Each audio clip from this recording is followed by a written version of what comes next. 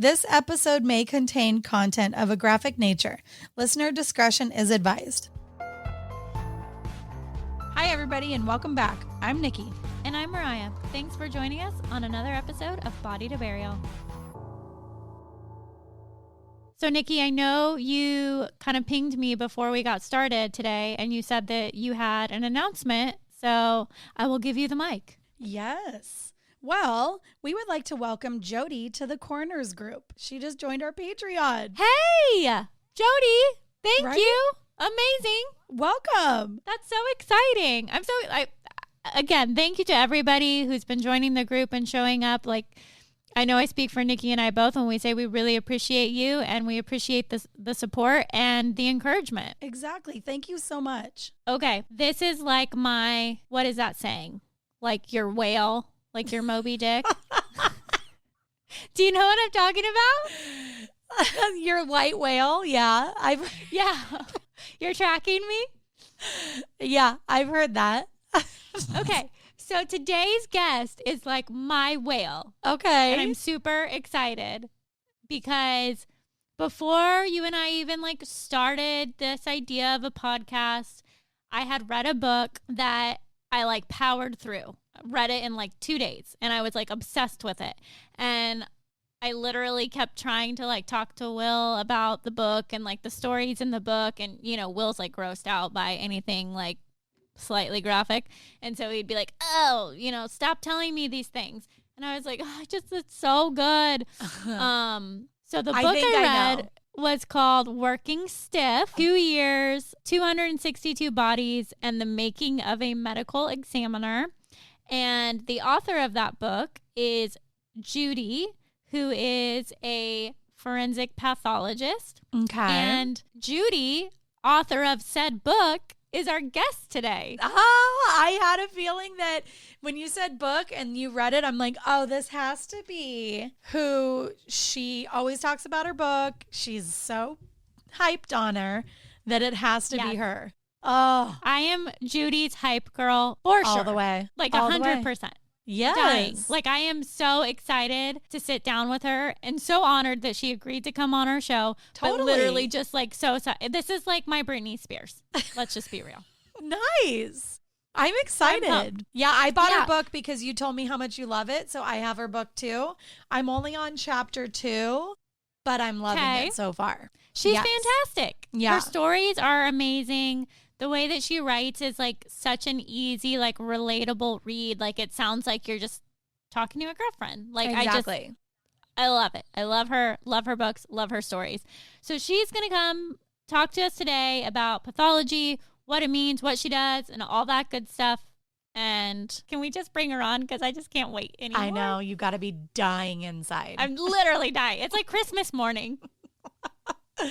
Well, I'm excited, and I'm more excited for you, and I am very excited for her too, to hear her. But I am excited for you that you get to meet your Britney Spears. I'm pumped. Right? Okay. I'm not going to wait any longer. So let's just jump to it. Let's bring her in. Okay. Perfect. Hello. Hey, Judy.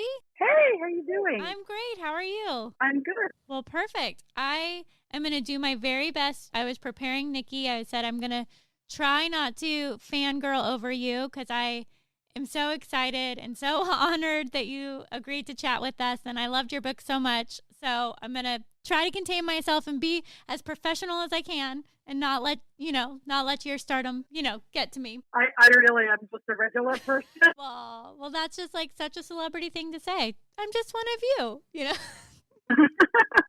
Your book talks about being a medical examiner, and I know you're a pathologist. I guess to clear up for our listeners, are those interchangeable terms, or did you start as a medical examiner and then you do additional training and now you're a pathologist? I guess to answer your question, I need to define the differences between forensic pathologist, medical examiner, and I also have to add one more term.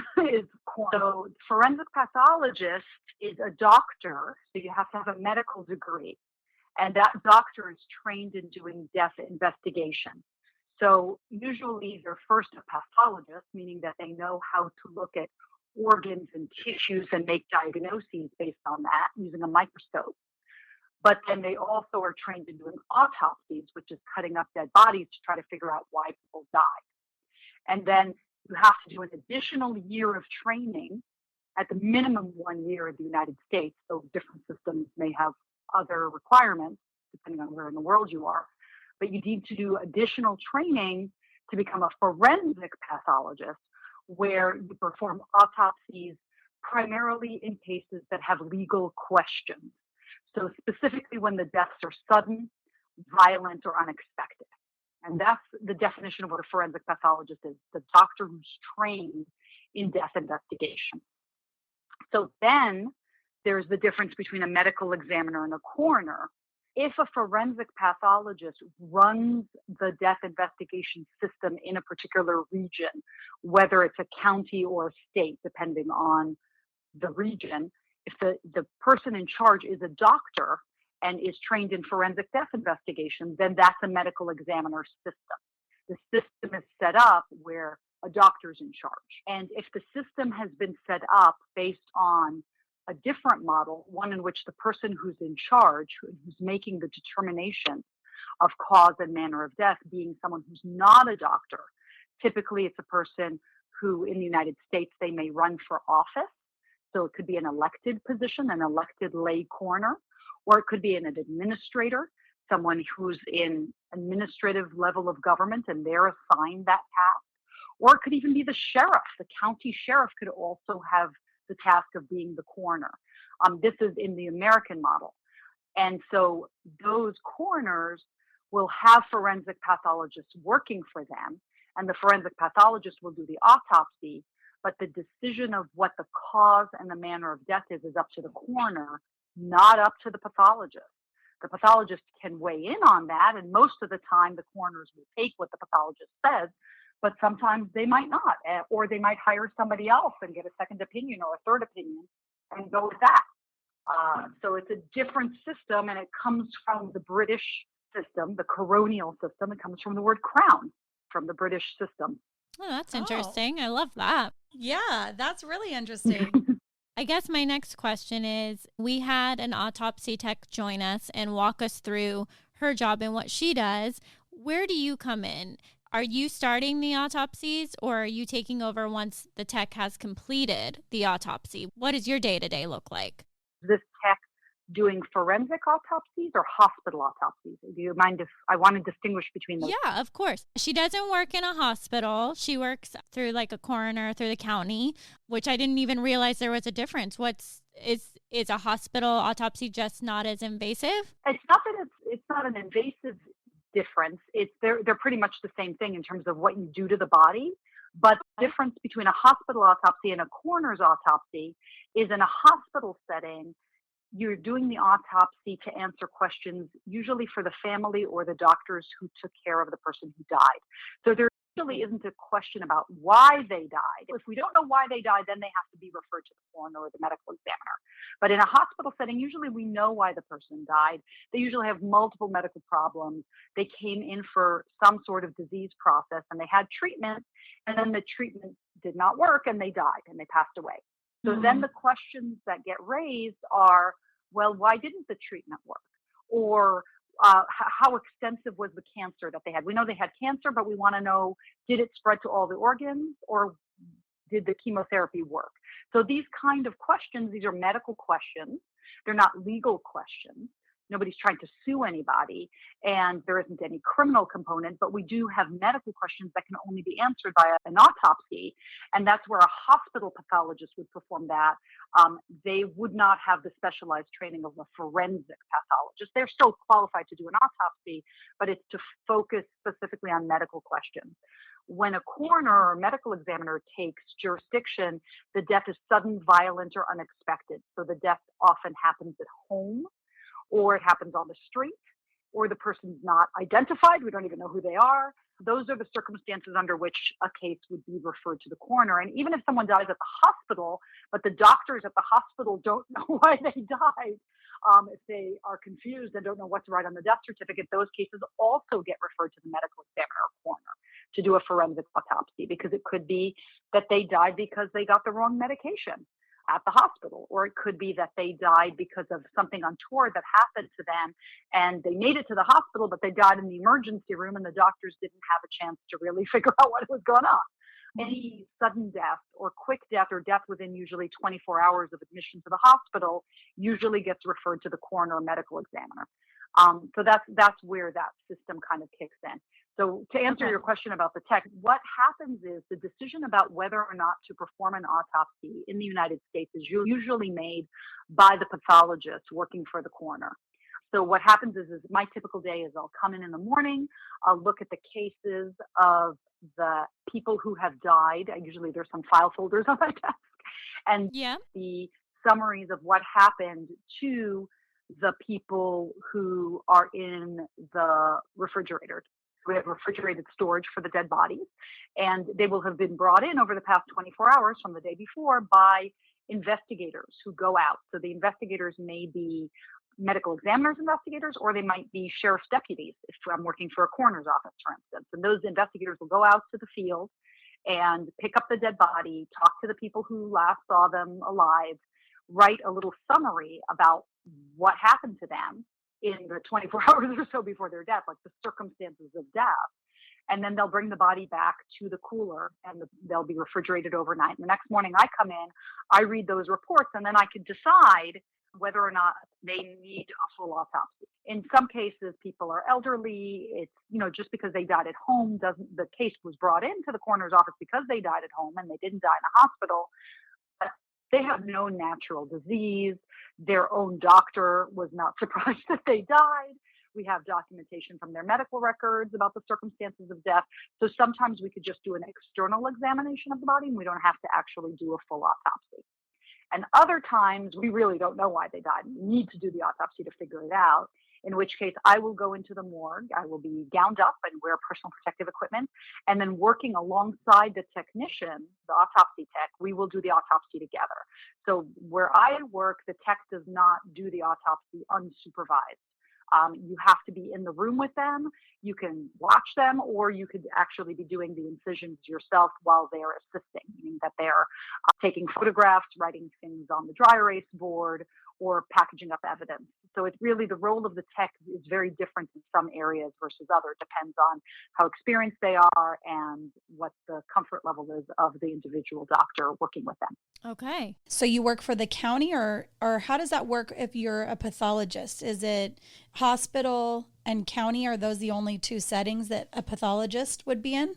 Forensic pathologist, I mean? Yeah, it depends. So a forensic pathologist usually works in some facility for a county, because death investigation in the United States is on a county by county level. I'm actually in New Zealand right now. So I'm working as a contractor, and there are other models. So one of the models is that you can work as a contractor. Before I came to New Zealand, I was working in Alameda County, which is Oakland, and in the Bay Area in California. And I was working as a contractor to the sheriff coroner. So I worked for the sheriff coroner, and I would be paid per autopsy. So depending on how many autopsies I did, I got more money. And that was the contract type situation. Prior to that, I worked at a medical examiner's office in San Francisco for 9 years. And there I was a salaried employee. So I was an employee of the city and county of San Francisco. And now I'm paid a salary as a contractor working for a company called Communio that is contracted through the Ministry of Justice in New Zealand to provide forensic services in the Wellington area. And I'm the only forensic pathologist here. That's incredible. Yeah, I'm the only one. There is another pathologist who just started this week. Yeah, so I'm the only forensic pathologist. Now, why is that they don't have, there's only you and one other person? Is that... This is why I'm talking to you. We need more people in this field. So I don't think you realize how incredibly problematic it is for us to get enough staffing anywhere in the world. So it's not just in the United States or in New Zealand. It's all over the world. So let me give you an example. A few years ago, when I first started on social media, I actually set up a Google alert for the term forensic pathologist. and medical examiner. And I would get daily emails from Google alerting me to things in the news that use those terms, right? So when the news report comes up that uses the phrase forensic pathologist or medical examiner, I get a little Google alert. And it was astounding how many places in the world are really understaffed with regards to my specialty. There are not enough, first of all, there are not enough pathologists in the world to do all the pathology that needs to be done. But even more so because we're a subspecialty of pathologists, there are not enough forensic pathologists to do all the legal autopsies that need to be done. And this is a problem all over the world. It's not just in the United States. So that's why I was recruited to come here. They just didn't have enough. They needed somebody. Yeah. Why do you think that is? There's lots of different reasons. The primary reason has to do with the amount of training that it takes to get to be a forensic pathologist. So at the minimum, you need to do, in the United States, 4 years of college. So for your undergraduate degree, then you got to get into medical school, which is a high bar because you need good grades, right? And you need to take MCAT. Then you do 4 years of school. During that time, while you're in medical school, you may not even be exposed to pathology very much. The curriculum's changed a lot in the past 10 years. They're primarily focusing on primary care to get people to be general practitioners and primary care docs. So subspecialties like pathology and forensic pathology students don't get that much exposure to them unless they specifically know to seek them out.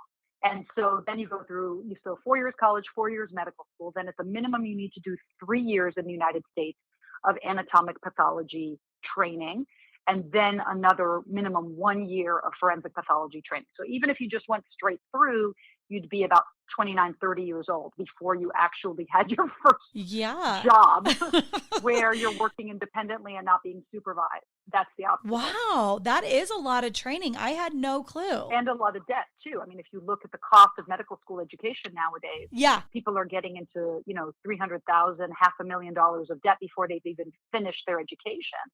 And then how do you pay that off in a specialty where you're working for a government entity and you're not going to be paid as much as someone who works in private practice?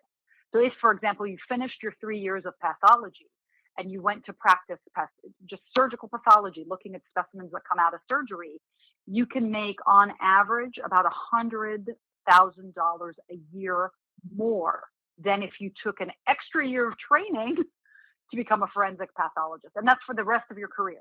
So you make more money with just the 3 years of training that you've had than with that extra year of forensic pathology, where now you're working for a government entity. And as you know, government doesn't pay as well as the private sector. Yeah, that's interesting. I am actually really shocked by that because I would never have thought that there would be a shortage of forensic pathologists or pathologists for that matter too. But that's wild to me. That's crazy. I had no clue. That's why I'm on social media. I just started on TikTok recently to try to tell young students, people who are teenagers who are thinking about their career options, about this career path, because I figured, well, that's where the youths are. So let me talk to them about what I do because I can at least put it on their radar. My son's school, he just started middle school, and I thought it was so cool in the library, they had a section for forensics. And so it was a whole section on forensic books and all different types of jobs within forensics. And I'm like, that is so cool. I wish there was something like that when I was a kid growing up, because I would have loved it. My career path is completely different than that. When I told my son, I'm like, if they have classes, you're signing up, because that would be so awesome. So I heard, and I don't know if this is true. Yeah, TJ and I, TJ is my husband and co-author, and he's a writer, and we've written 3 books together on forensic science. And we actually get asked pretty frequently to come speak to student groups, both in high schools and colleges, of different types of undergraduate curriculum involve forensic science. So we'll speak to them via Zoom because of where we are right now. But we do that in order to promote the forensic sciences and all students for the field. That's so awesome. Yeah, Mariah and I don't know if she told you, but we have a lot of middle schoolers that listen to our podcast for whatever reason that is. But I like it because I feel like, right? Because I feel like it's, you don't know what you're going to be. That's why we started this podcast to, educate people on these different jobs and not necessarily the crimes, but more about the jobs and what the jobs entail. Oh, that's wonderful. I mean, I think it's really important to encourage students to think about different career paths, especially ones that are going to give them something to look forward to, like real meaning in life. I mean, that's what I love about my job. I love the fact that I get a thrill every single day going into work because I'm always going to learn something new. I'm always going to be challenged, and I'm going to help people and getting, Totally. getting that feeling that you can really help people with their grief, help people with understanding what's going on, help the legal system move along and function properly. It's a really rewarding feeling. It's a feeling like you've made a difference in the world. 100%, because that's got to be for families. I would think that, you think of when you're old, you pass away and you just pass away in your sleep. But if you are young, or even if you are old and there's some sort of like question behind it, or you just don't know why, that is an answer that I would need as a family member, me personally, because I need answers, and I wouldn't be able to Right. I would obviously have to move on, but I would be bothered by it, So that's nice that you can give that to those families. I got to tell you a story since you've got some students in middle school listening to you.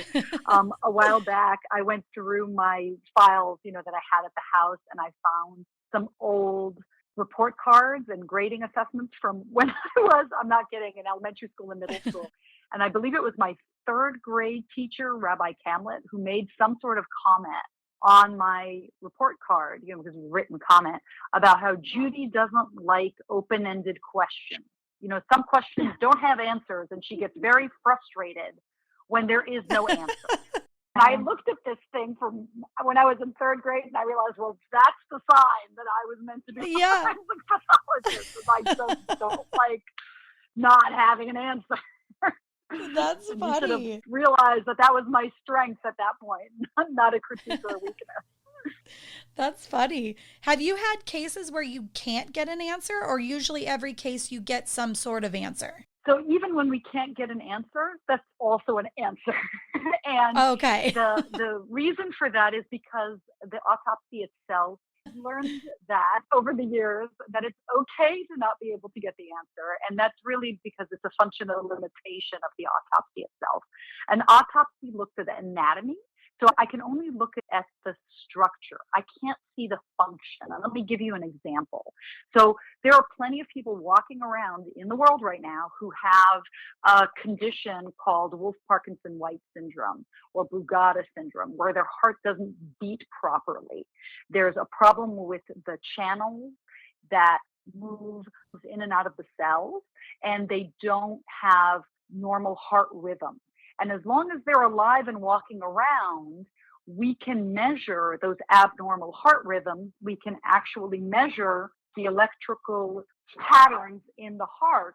And we all know what that looks like. It's that squiggly line that goes like up and down. That's at the beginning of the TV show ER, that goes up and down. That's measurement of the electrical activity in the heart. And when the electricity doesn't work properly, you can see abnormalities in that electrical pattern. But the heart only conducts electricity when it's alive. As soon as someone dies, their heart's no longer beating. There's no electricity going through those muscle fibers. And so I can't see that after they're dead. Unless they have something structurally abnormal about their heart, I can comment on the structure. And sometimes that's an indication that the function was also not working. But when it's just a functional abnormality, I'm going to miss it at autopsy. I would have to have had an EKG from when they were still alive. Same thing with a seizure disorder. If a person has epilepsy or a seizure disorder, unless there's something structurally abnormal about their brain, which in the majority of cases of people who have epilepsy, there isn't. It's an electrical problem. It's the way the electricity is going through the nerves of the brain. And you can only see that when it's alive. You can't see that after they're dead. Oh. So when I do an autopsy and I can't find anything, and I do find the answer, I would say close to 99% of the time. So it's really like the 1% of cases, right? The ones where I can't find it, it's usually because it's not a structural problem, it's a functional problem. And then I usually write in my report that that's the limitation of the autopsy. The other thing to consider is bodies, if they're not fresh, will start to decompose. So after several days, bacteria will start to digest the body, and there will be fungi, and the body's own cells start to break down. So with decomposition and skeletonization, the organs are mush or they're gone, and I can't see them anymore either. So again, that kind of 1% that are undetermined also fall into the category of the body is too decomposed for me to make an assessment. And when it comes to that, how would you rule that? Just as is that called inconclusive? I don't know the terminology, but is it just, you just kind of think you know what it is, but you're not really sure? Well, the circumstances help us figure out the manner of death. So that manner of death is a classification system where we figure out whether the death is natural, a result of disease or aging, or whether it falls under some sort of traumatic category like suicide, homicide, or accident. But there's also an option for undetermined manner of death when we don't know how to classify it well. And then for cause of death is a disease or an injury. So like I said, 99% of the time I'm going to be able to figure out the cause, and maybe 1% of the time I won't be able to, and then the cause of death would be undetermined. And usually when the cause of death is undetermined, the manner of death is also undetermined. But there is a subset of cases where I can figure out the cause, meaning, for example, a person has blunt trauma and they have bleeding on the brain called a subdural, but I can't figure out the manner, meaning I don't know how they got the subdural. They're just found dead in their house with a subdural, and I don't know whether somebody pushed them or whether they tripped and fell or I don't have any information about the circumstances of how they got the subdural because they're just found dead and nobody witnessed or saw anything. And so then I will have the cause of death as blunt trauma of head with subdural hemorrhage. That would be the cause, but then the manner would be undetermined. And I would say undetermined usually as a manner or a little bit more common than the 1% of the undetermined cause. I would say less than 5%. So in the 4 to 5% range, the manner is undetermined. Okay. So yeah, that would still drive me crazy personally if, you get one out of the two, but I mean, yeah, but there would be things because luckily it's infrequent. Yeah. So then you can't be annoyed all the time. Right. When the bodies come in and you're going to get started and you're going to do the autopsy, are there a standard set of tests that you run on everybody, or based on the body? Because you always hear the body tells the story. The body's going to tell us. So do the tests change? Or I guess I'm just trying to understand the process. If somebody came in, looks like they were stabbed, we're not sure. How do you approach it? So the way I approach things depends on what that report says from the death investigator who went out to the scene. The whole process starts from the initial death investigation that is not conducted by myself. It's conducted by a trained medical legal death investigator. And they will go out to the scene and they will get at least the initial information that helps set me in the right direction. Now, all autopsies have very, very common basic features. So if you watched, 1,000 autopsies, you'd see that most of them are pretty much the same. We start the Y incision, we take out the organs, we weigh them, we measure them. But the decision of where the details are, devil's in the details, right? Yeah. So based on what we find in the autopsy might decide what more we're going to do.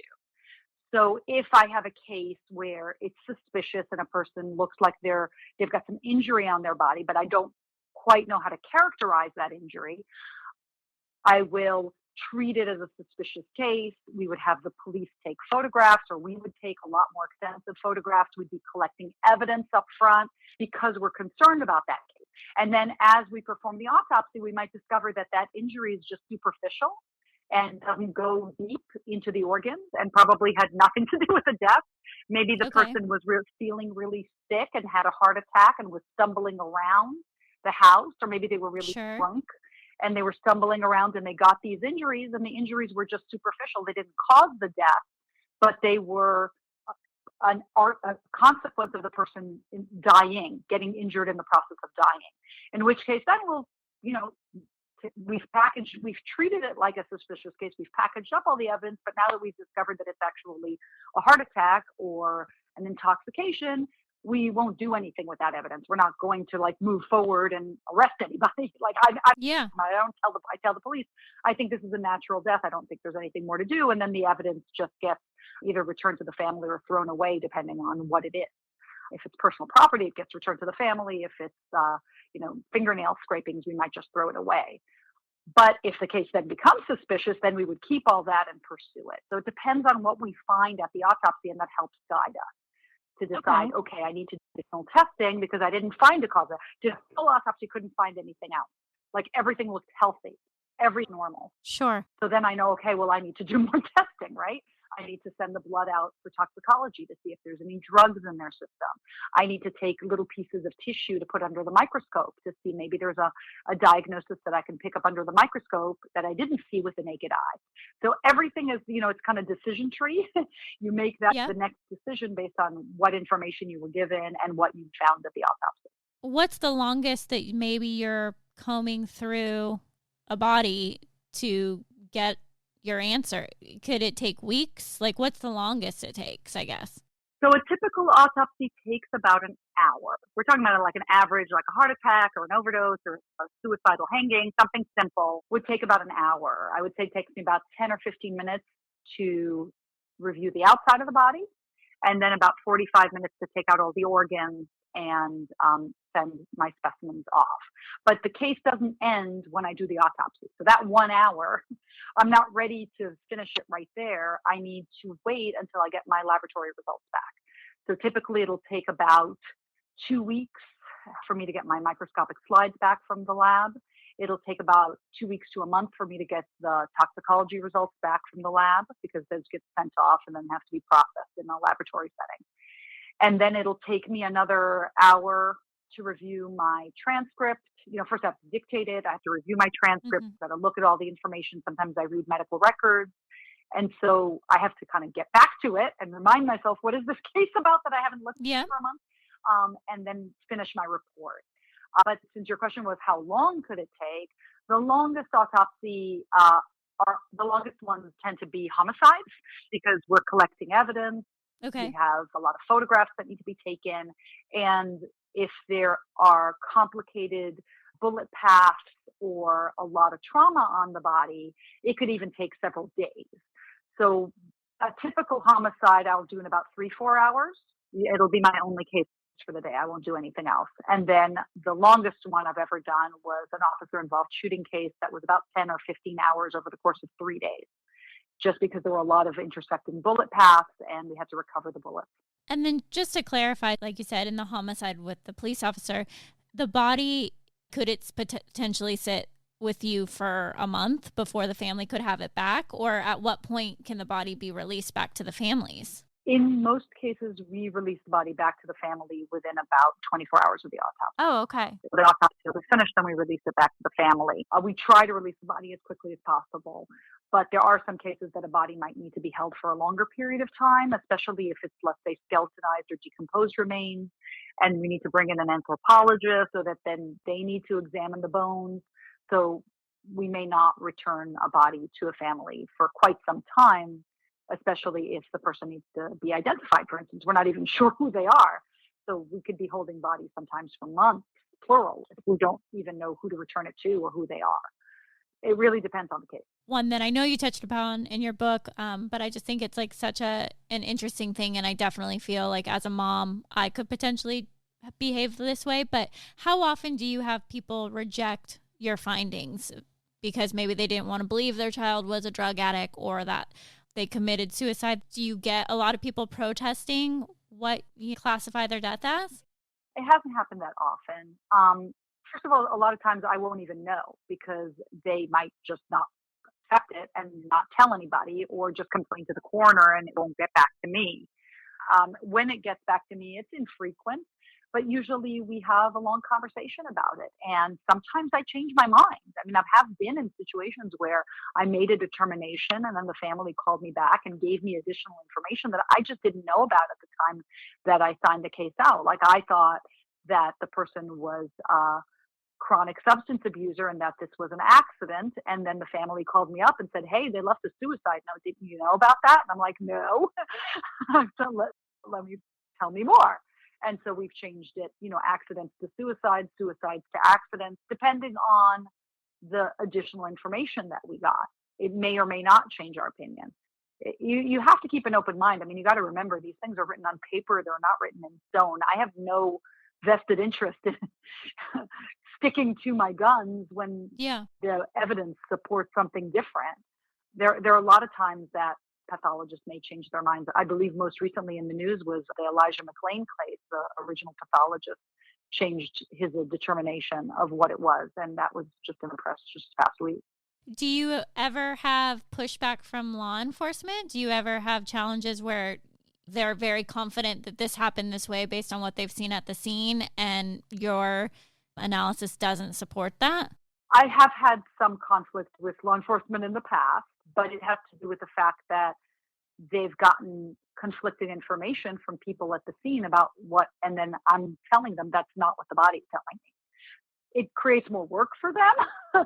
If they've got an eyewitness who says it happened this way, and then the physical injury on the body does not match up what the eyewitness saw, it puts them in a bind. Is the person lying? Maybe are confused. Maybe they saw it from a different angle and it looked different. Maybe they were drunk or under the influence when they saw it. So it does create more work for them if I'm telling them that what they think it is isn't what they think it is. But then the burden is on them to try to reconcile that. And ultimately the burden is that of the jury. If there's conflicting information being presented to a jury, the jury has to make sense of it.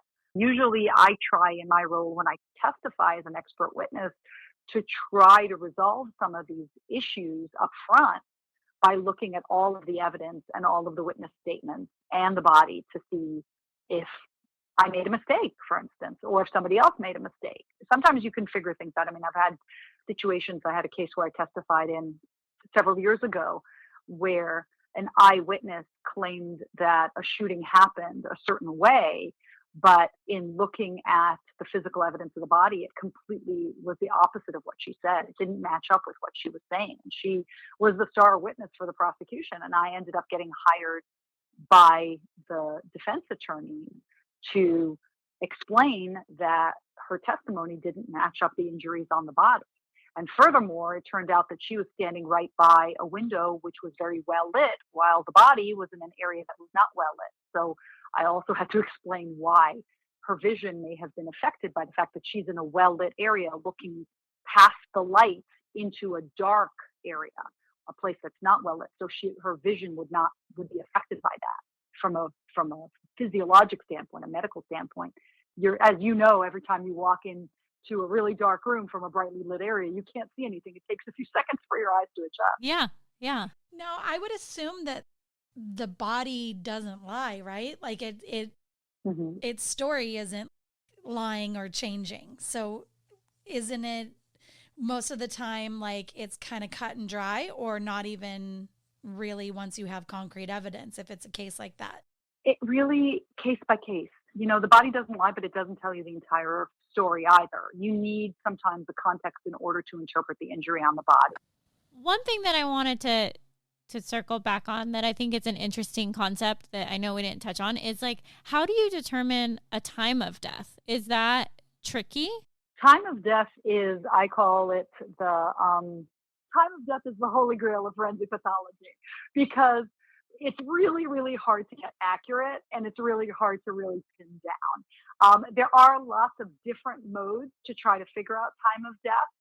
All of them have problems, and many of them are dependent on the temperature. But if you know the temperature, you should be able to pin it down to some level of accuracy, unless the body is massively decomposed. So there are two separate intervals for time of death. There's the immediate postmortem interval within the first 24 to 48 hours, where a body transitions from being warm to cooling down to the ambient temperature, assuming that the ambient temperature is actually cooler than the body. And stiffening happens, which is rigor mortis, and the pooling of blood from gravity happens. That's called livor mortis. And you can use those three things, lividity, livor mortis, rigidity, rigor mortis, and the ambient temperature compared to the body temperature to narrow down the postmortem interval in that immediate, like 48-hour period, so to speak. But then after that, once decomposition starts to set in, then there are other parameters like bacteria that grow in the body, that's the microbiome, and which bacteria are active, or whether insects come to eat on the body, like flies or other scavengers. Those can also help you figure in the time of death depending on where the body is, like is it indoors or outdoors? Is it in a basement, a cold basement, or is it up in the attic where it's really warm? So that can help you narrow things down. And again, it's really case specific. I would love, love, love to be able to work with some company out there to help develop some sort of device to help us figure out time of death more accurately. Because right now, a lot of places don't even bother to take body temperature because they think it's so inaccurate. Oh, wow. So, Judy, having been in this field for so long, I know you're a mom and you see a lot of different things. How do you separate and kind of guard yourself from not taking your work home? Obviously, you write books with your husband, so you guys talk about it all the time. How do you safeguard your mental self, especially if you have a case that, wasn't cut and dry and you're still trying to figure out what the cause or the manner is? How do you not just pace your kitchen floor trying to figure it out? Well, first of all, let's talk a little bit about Working Stiff. That's the book TJ and I wrote about my training at the New York City Medical Examiner's Office. Yeah. In writing the book, the way it started off was it was a journal. It was a diary.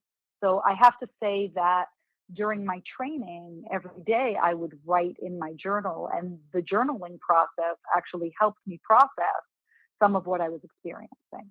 So I've got to say there's a certain amount of therapy in the process of writing itself. In it, yeah. And then there's the support I get from my husband when we work together, and he gets to hear those stories and ask me questions, and that helps me process them. And then there's also the support that I get from my colleagues, because a lot of these cases I can't discuss them in real time with my family members because they're private information or they're cases that are works in progress. They have confidentiality associated with them. I can discuss them after the fact when they're adjudicated or whatever. But when they're actually happening, in many cases, the only people I could speak to are the other people involved in the case. So that would be the police officers, the technologists in my office, and my colleagues, the other forensic pathologists or pathologists I'm working with. So that's where we support each other, and we create a safe, supportive environment where we can tap out if we need to, or take a break, or cover for one another, because we've all been through it and we know how difficult some of our work can be. I definitely have been there for my colleagues over the years, and I know that they'll be there for me when I need it. Yeah. I feel like, and this is, I guess, as a mom, and every time we do these episodes and we talk to a fellow mom, I'm always like, how do you not let it bleed over into your parenting? Because I feel like I would be so fearful to let my kids go out into the world just because you see some of the most horrific things. Although I will say, I feel like you also have a special little card in your pocket to be like, hey, I've actually seen somebody die from doing that, so you're not going to do that right now. So I feel like could kind of work in your favor. It does work in my favor, and it also gives me a certain joie de vivre, I got to say, this joy of life, because when you see what the horrible things are that happen to people every day, and you see the loss every day, it is what we call a memento mori. It's a reminder of death. And you come home and you hug your kids and you sniff them, and you are so happy to see them every single day. You value your life, and you value the fact that you just woke up this morning. It's amazing. Yeah. So I find that all of us who work in death care, whether it's in the funeral industry or in hospice or in hem-onc, end-of-life care, palliative care, we all really appreciate life and are actually very sunny, happy people compared to most other doctors, which is a really interesting thing. I think that constant reminder of death makes you appreciate what you have. With regards to parenting, it also makes me a much more practical parent. I am very much of a free range parent. My kids have given a lot more freedom than most of my friends' kids. They tend to be a lot more neurotic and scared of things that really are not that scary. The things I'm scared of are not things that people think about that often. And sometimes they're things that people are doing and they don't even realize that they're dangerous. So, for example, sharing a bed with a newborn baby is a really dangerous thing that a lot of people do. And it ends up with accidental overlays and smotherings. So all of my kids, even though they were breastfed, had a bassinet. They were still in the same room with us, but they had a safe sleep space because I knew about the dangers of infant death when bed sharing. So you could still co-sleep, but you don't have to bed share. And it's the dangers of an adult bed that absolutely terrify me for an infant, usually in the first 3-4 months of life. But it can happen even later where small children can get entrapped by things like curtain blinds, those little strings that hang down from the blind. This is a known safety hazard that if you have a crib or a child's bed that's next to a curtain blind with the string hanging down, that they can accidentally get entangled in it and end up dying from that. And horrific to me. But it's something that people don't even think about. It's a routine thing in their house that they don't even realize is a hazard. And yet I'm neurotic about that. When my friends' houses, when they had infants, I would say, hey, tie this thing up. I'd go in there looking for the safety hazards for small children. The other one is with a toddler. Do not let them run around with food in their mouth. When they eat, they have to sit down because they choke. And especially if they've got like a hot dog or fruit and they're running around and eating and running with the food in their mouth, that's when you're setting yourself up for a choking situation. And that's not, even if it's survivable, it's really scary and you don't want to have to deal with it. So for my kids, when between, the ages, when they started eating solid food to when they were basically past middle school, I was like, you're not walking around and eating. You sit down to eat. Choking hazard, because when they're that preschool, elementary school age, they're not paying attention. They take a bite and they start running, and that's when accidents happen. So again, it's not something that a lot of people would think about. They give their kids food and the kids run around and they don't think about it. I think about that, and I'm not going to risk that for my kid. One of my last questions was, is there a case that you've worked that has stuck with you that kind of maybe changed your outlook on your life or your own mortality or the world? Gosh, I think every case touches you to some degree. The ones that I find the most challenging or most interesting are the ones where people die at the hospital and even the doctors at the hospital can't figure it out why they died. And so those tend to be the ones that, at least for me, are more intellectually challenging. Whether they change me, I don't know if I can really answer that. Like I said, every single case touches you in a certain way, and so it wouldn't really be fair to any disease because they all impact you. They all make you learn something from every single one, and you feel a special connection to their family when you reach out to them and you talk to them. Really, what you said, I think is just the most meaningful and impactful thing, because one of the things I did after I read your book is I bought this collection of photographs from this photographer in Europe, and he got the behind the scenes access to various hospitals and photographed the morgues. And I remember telling Nikki about the pictures because they're pretty graphic, I would say. And I said, oh my gosh, I just can't imagine being a naked person on one of those tables just like waiting to be autopsied, And so to hear you humanize it. Well, you wouldn't be aware of it. Yes, you're not going to be aware. I feel like I'm going to be floating above myself, Judy, just like staring down and being like, girl, you should have got a wax the other day and you put it off, But I think what you said. Well, if it makes you feel any better, the autopsy is a no judgment zone. We don't judge the people. Well, that does make me feel so much better. Absolutely it does, because I'm like, oh gosh.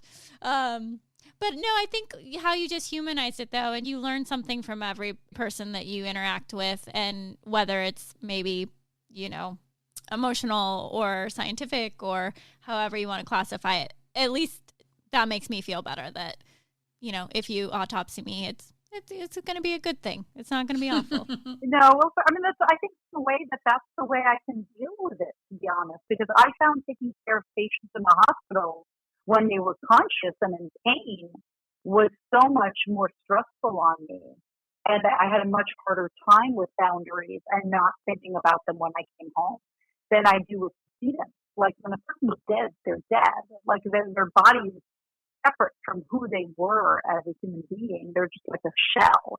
And so I think of their spirit. I mean, the way I deal with it is I think of their spirit as being with their family and being with the people who they love and who love them. And their spirit's not hanging around the corpse. The corpse is just there for me to try to figure out and dissect so that I can give answers to their family. And it's really that to help their spirit have some sort of, and have their family have some sort of piece of understanding in their grief.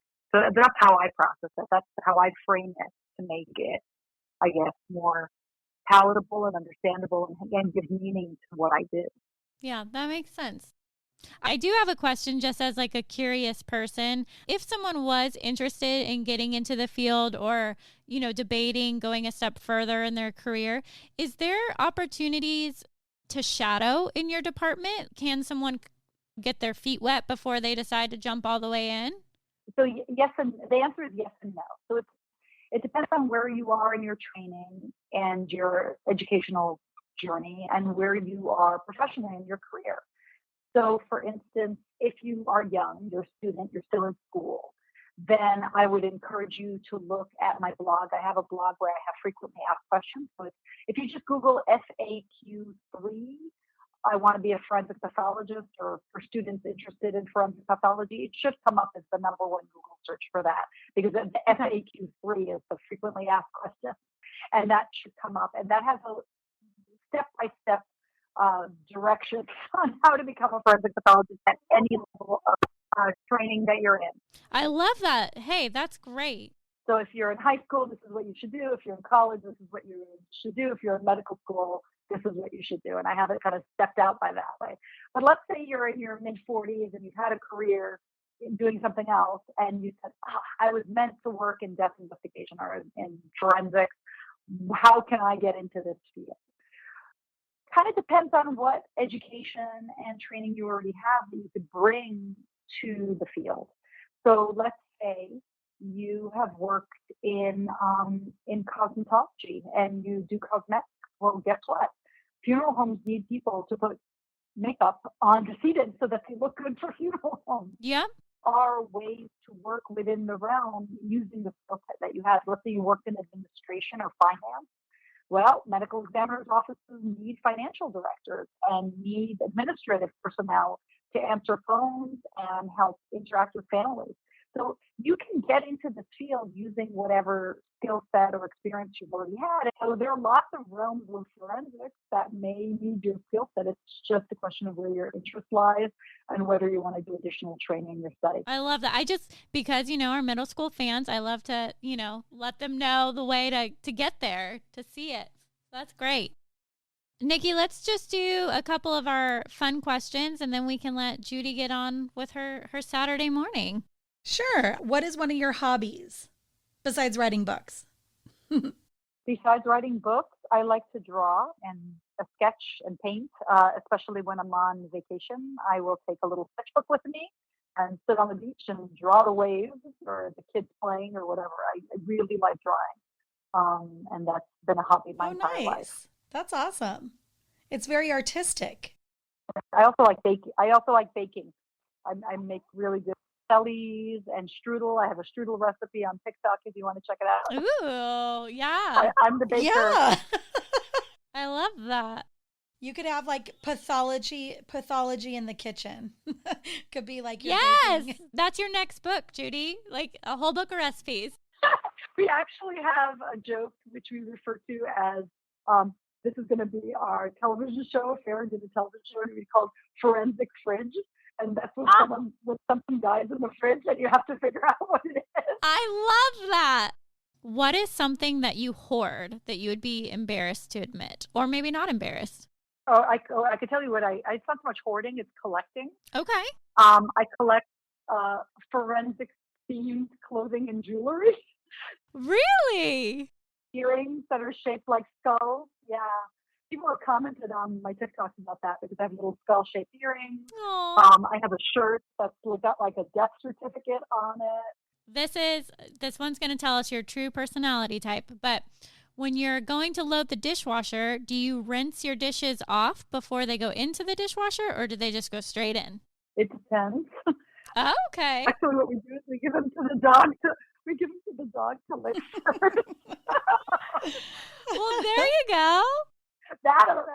So the dog licks them as long as they're safe for dogs. Like the food is not something that he would be allergic to.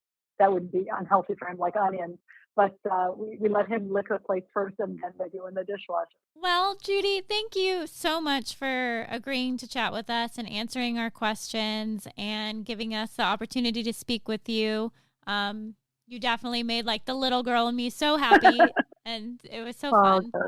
Yeah, thank you. I really appreciate it. Yeah, I really encourage people to go into the field. I'm glad that you guys are doing what you're doing to make people look at death in a positive light. I've always been part of the death positive movement in that regard, because I think that it actually helps us appreciate life more. It's a really positive thing. It's not a negative thing. Well, thank you again, and enjoy the rest of your day. Take care. Bye. Okay, so what did you think? Because I know how I feel. I thought it was really interesting. Well, I definitely want to finish her book now because I find that to be really an interesting job. It would be hard though. Yeah, I mean, again, I'm always like so surprised how kind and like gentle the people are, and how they're so how they so can easily set down their curiosity. Couldn't do it. You know what I mean? Like I would be racking my brain over and over and over and over and over. And like, I missed something. I had to have missed something, but I think when she like said, sometimes no answer is the answer, that would take me decades to accept as just a person. Like, I don't even accept that. No. Yeah. I don't like that either, because I need an ending to a story. I even hate movies that have one of those, like, you come up with your own ending. Oh yes, where it's like you come up with like what you think. I hate just that. Tell me. I invested 2 hours in the journey. Yeah. Finish me off. And if it's not a good ending either, I'm also annoyed. Like, I don't like that either. Yeah. Yeah. I mean, I guess too, I wish that I had better understood kind of the pathology, that there was like a pathologist and a forensic pathologist, and that there were individuals that worked in a hospital versus the morgue. Like, I didn't even know that they had pathologists in the hospital. I just thought everybody got ushered out to a morgue. Yeah, I thought so too, like to the coroner, and then they do it there. Yeah. Yeah. So I wish that I had known that when we had talked to Jessica, because I mean, I know she worked with the coroner's office, but it just would have helped, I think, framed it up a little bit differently. But yeah, so it's like interesting because I just didn't realize there was like a hard difference. Yeah. And I think it's crazy that there's like, it's not an in-demand job. Blows my mind. I mean, it makes sense, though, for all the reasons that she said. It's an insane amount of school, and with that comes an insane amount of debt. And then you work for the state where you make, or the county, where you make pennies, peanuts, and it's kind of That's like the so thing where it's always like, is it worth it? Is it worth my time and my money to go and do this? And unfortunately, I feel like that's so sad, because this is an extremely important job. And it provides, obviously, the ability to solve crimes. It provides families peace to, like, understand what actually happened to their loved ones. So it's like, it's incredibly important and rewarding, as she said. So it's kind of sad that there aren't more people in it. I mean, I 100%, I'll sign up for it right now. when I come back around in my next life, I will be a pathologist. 100%. It wasn't something that I even knew existed at a point in my life where I was making decisions on what I would go to school for. And I wish I had known. Right? Yeah. So you have a little more like knowledge of it. And then back then, we didn't even have internet to like No, and Google there weren't these really things. TV shows like these forensic shows. I mean, these forensic shows are really like opening up a whole world to people that they didn't know existed. And I find that so cool.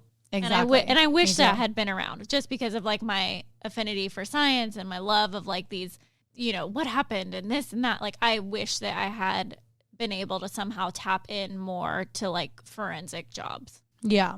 But then if you can't solve it, then you're annoyed. I mean, yeah. That's the only really, problem. truly. That's the only downfall. That will drive me crazy. It drives me crazy now. That's why I can't listen to podcasts where they cover cases that are not solved, because I will sit over, like I was telling Will the other day, I was like, I listened to this case about this girl and I was like, I don't understand where Brittany is and like what happened, like why didn't anyone, and he's just like, what are you stressed out about? And I was like, I just spent an hour in this podcast and Yeah. now I'm racking my brain as to what they missed. Yeah, exactly. It stresses me out. Judy exceeded every expectation of the person that I thought that she was. She is Okay, good. so lovely and so kind and so smart and funny, and I just enjoy her so much, and I'm just so appreciative that she agreed to come on the show. And I really do encourage everyone to go get her book. It is one of my top, probably I would say top 5 books in this realm that I've ever read, just because it was so interesting and the cases that she talks about are so cool. No, I'm glad your experience was all that you wished for. I mean, it was great. I'm so happy. It was great. I caught the whale and I feel good. Now we just have to get your whale. I know. They're out there. They're out there. We'll get 'em. And then we'll have to find a new whale. So, Exactly. again, it's a vicious cycle. Now what? Exactly. Yeah. Oh, that was lovely though. So thanks for joining me on my fangirl episode. Oh, I love it. Anytime. I'll go with you on this journey. Thank you. I'm glad to have you aboard. Thank you so much for listening and supporting us. We do encourage you to follow us at Instagram at Body to Burial. Hit us up on Twitter at Body to Burial. And you guessed it, you can send us an email to hello@bodytoburial.com. If you have any guest suggestions, just let us know. Please hit the subscribe button or follow button on whatever app you are listening to. Thanks so much, guys. See you next time.